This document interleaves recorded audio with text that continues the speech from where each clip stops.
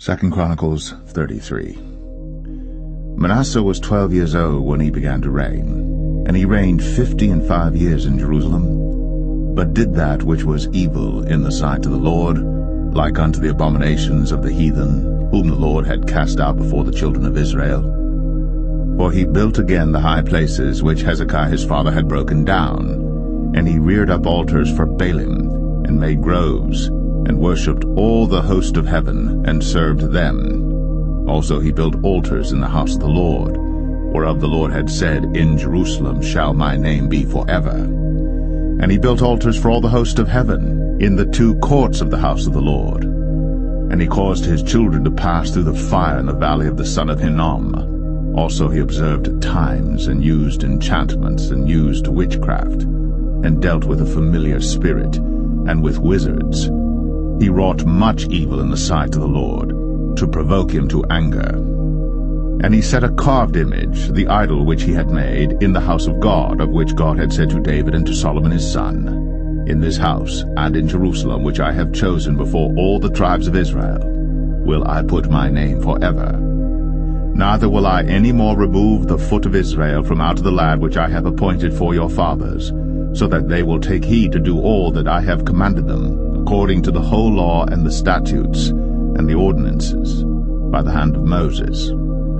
So Manasseh made Judah and the inhabitants of Jerusalem to err, and to do worse than the heathen, whom the Lord had destroyed before the children of Israel.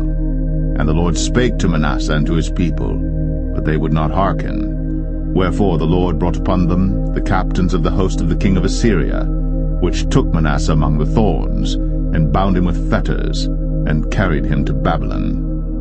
And when he was in affliction, he besought the Lord his God, and humbled himself greatly before the God of his fathers, and prayed unto him. And he was entreated of him, and heard his supplication, and brought him again to Jerusalem into his kingdom. Then Manasseh knew that the Lord, he was God. Now after this he built a wall without the city of David, on the west side of Gihon, in the valley, even to the entering in at the fish gate, and compassed about Ophel, and raised it up a very great height, and put captains of war in all the fenced cities of Judah. And he took away the strange gods and the idol out of the house of the Lord, and all the altars that he had built in the mount of the house of the Lord and in Jerusalem, and cast them out of the city. And he repaired the altar of the Lord, and sacrificed thereon peace offerings and thank offerings, and commanded Judah to serve the Lord God of Israel. Nevertheless the people did sacrifice still in the high places, yet unto the Lord their God only.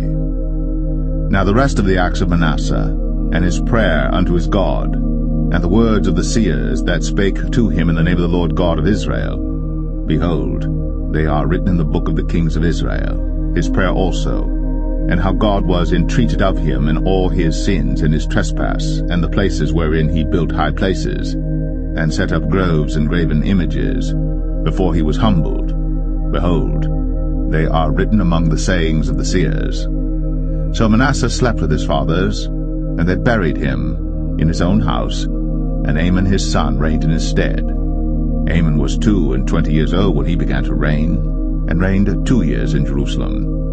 But he did that which was evil in the sight of the Lord, as did Manasseh his father. For Amon sacrificed unto all the carved images which Manasseh his father had made, and served them, and humbled not himself before the Lord, as Manasseh his father had humbled himself.